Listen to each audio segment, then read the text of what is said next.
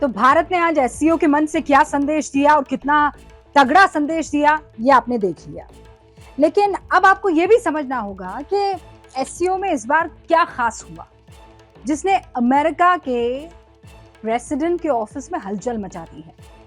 दरअसल 8 एससीओ के स्थायी सदस्य हैं, परमानेंट मेंबर, और आज एक और डील हो गई, ईरान की तरफ से हस्ताक्षर हो गए हैं, यानी वो भी अब परमानेंट सदस्य, स्थायी सदस्य हो गया है। अब इसके माने आप समझते हैं क्या हुए? इसके माने ये हुए कि 3 वो देश जो अमेरिका के विरोध में हैं, जो हम अमेरिका को हमेशा आंख मिलाकर बात करने की कोशिश करते हैं, वो अब एक साथ एक मंच पर आ गए। पहला तो रशिया, दूसरा चीन और अब तीसरा ईरान। अब इससे ये हुआ कि अमेरिका का जो एशिया वाली नीति है अमेरिका की, और उसका जो प्रभुत्व है, ये तीनों मुल्क मिलकर उसे चैलेंज करेंगे और अमेरिका को ये बात पसंद नहीं आ रही है।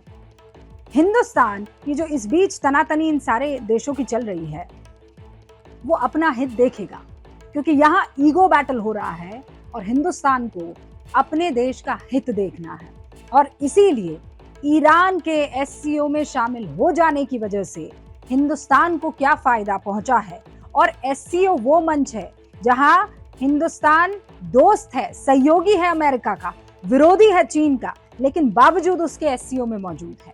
अमेरिका जिसने रशिया पर प्रतिबंध लगाया है, चीन पर प्रतिबंध लगाया है, परमाणु गतिविधियां ईरान की उस पर प्रतिबंध लगाया है, लेकिन हिंदुस्तान उस मंच में मौजूद है। इसके माने क्या है, इसे समझिए।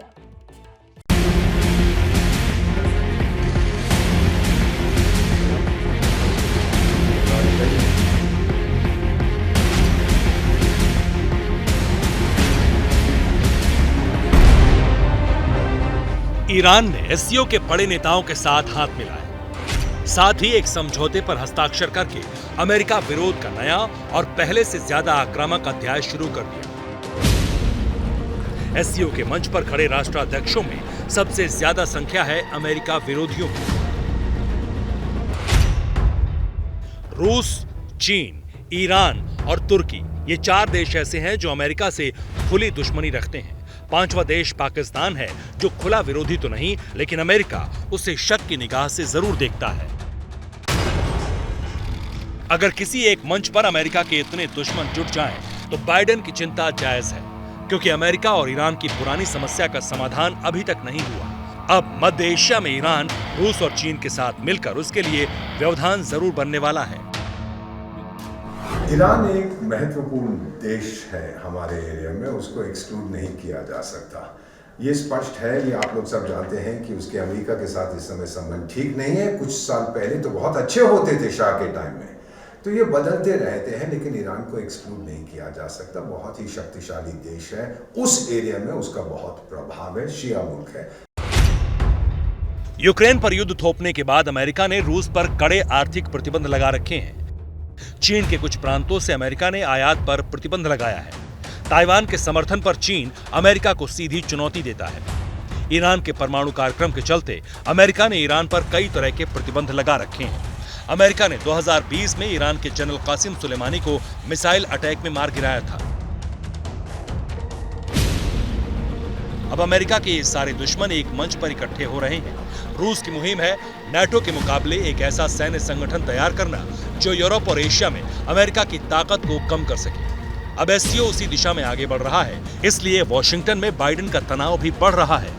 अमेरिका के संबंध अच्छे नहीं है, वो सोचता है कि एंटी अमेरिका ब्लॉक कोई बन रहा है, लेकिन अमेरिका को ये भी रीअश्योरेंस है कि उसका मित्र भारत वहां पर है। भारत बाहर नहीं है, ब्लॉक के अंदर है या उस ग्रुपिंग के अंदर है, इस कोऑपरेशन ऑर्गेनाइजेशन के अंदर है, और भारत ये कभी नहीं होने देगा। एससीओ का मंच अमेरिका विरोधी माना जाता है, लेकिन इस मंच पर अमेरिका का भरोसेमंद एक ही देश है, भारत। ये भारत की कूटनीति की सफलता है कि एससीओ के मंच पर प्रधानमंत्री नरेंद्र मोदी ने देश हित का मिशन पूरा किया और अमेरिका के साथ कूटनीतिक रिश्ता भी संभाले रखा। शुक्रवार को प्रधानमंत्री नरेंद्र मोदी ने रूस के राष्ट्रपति पुतिन और ईरान के राष्ट्रपति इब्राहिम रईसी के साथ बैठक की। जून 2021 में राष्ट्रपति चुने गए रईसी के साथ मोदी की ये पहली मीटिंग है। पहली ही बैठक बहुत अहम है। दरअसल भारत 2018-19 से ईरान से तेल आयात नहीं कर रहा है। अमेरिकी प्रतिबंधों के चलते भारत ईरान से तेल नहीं ले रहा। 14 सितंबर को ईरान ने भारत को तेल बिक्री के संकेत दिए। ईरान ने कहा कि भारत प्रतिबंधों के बावजूद रूस से तेल खरीद रहा है। भारत को प्रतिबंध नजरअंदाज कर ईरान से तेल खरीदना चाहिए। एससीओ में हुई मोदी और इब्राहिम रईसी की बैठक में तेल खरीद का मुद्दा भी अहम रहा। हमारी दोस्ती उनके साथ बहुत पुरानी है, संबंध बहुत मजबूत रहे हैं। ये हो सकता है कि बीच में कुछ ना कुछ कभी कभी कहते हैं शैडो आ जाती है, लेकिन बाय एंड लार्ज उसकी नींव है वो बहुत तगड़ी है। और अगर अमेरिका की समस्या है ईरान के साथ किसी कारणवश, तो हमारी समस्या नहीं है, वो उनके लिए है, उनको निपटना है उसके साथ। ईरान भारत की वैश्विक कनेक्टिविटी और सामरिक ताकत बढ़ाने वाला सहयोगी देश साबित हो सकता है। चाबहार पोर्ट ईरान के सिस्तान इलाके में है। भारत की कोशिश है कि चाबहार के जरिए उज्बेकिस्तान, कजाकिस्तान को सीधे हिंद महासागर से जोड़ा जाए। INSTC यानी international north south transport corridor framework के लिए चाबहार पोर्ट सबसे अहम है। INSTC की लंबाई 7200 किलोमीटर होगी और SCO सदस्य देशों को सड़क और सागर के जरिए जोड़ने वाला ये सबसे छोटा कनेक्टिविटी रूट होगा। इसकी बुनियाद साल 2000 में ईरान, रूस और भारत ने मिलकर रखी थी। उज्बेकिस्तान के साथ भारत के बहुत पुराने संबंध हैं। जब वो सोवियत संघ का हिस्सा होते थे, वो पांचों स्थान, Uzbekistan, Kazakhstan, Tajikistan, Kyrgyzstan etcetera, Turkmenistan, तब भी हमारे संबंध बहुत तगड़े थे उनके साथ। जब वो लोग आज़ाद हुए सोवियत संघ के टूटने के बाद, भारत सबसे पहले देशों में से था जिन्होंने डिप्लोमेटिक रिलेशंस उनके साथ स्थापित किए। बहुत से उज्बेकी स्टूडेंट्स भारत में आते हैं पढ़ने के लिए। हमारे कुछ लोग मेडिकल इंस्टीट्यूट्स में जाते हैं हमें पढ़ाई करने के लिए। कल्चरल रिलेशनशिप बड़ी स्ट्रांग है, ट्रेड बड़ी स्ट्रांग है। हम स्कॉलरशिप देते हैं, हम मदद करते हैं, हमने सॉफ्ट लोन्स दिए हैं उस देश को, तो हमारी रिलेशनशिप बहुत तगड़ी है।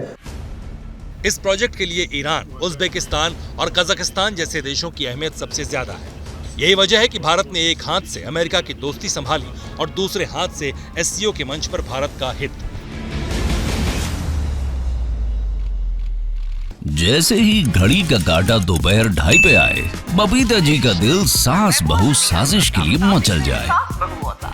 और ये है इनकी बहू, पूरे दिन ऑफिस की टेंशन हो जाए गॉन जब ये करें अपना फेवरेट शो फ्री टाइम पे ऑन। इनकी तरह आप भी देखें अपना फेवरेट शो अपने टाइम पर और डाउनलोड कीजिए ABP लाइव ऐप अपने स्मार्ट टीवी पर।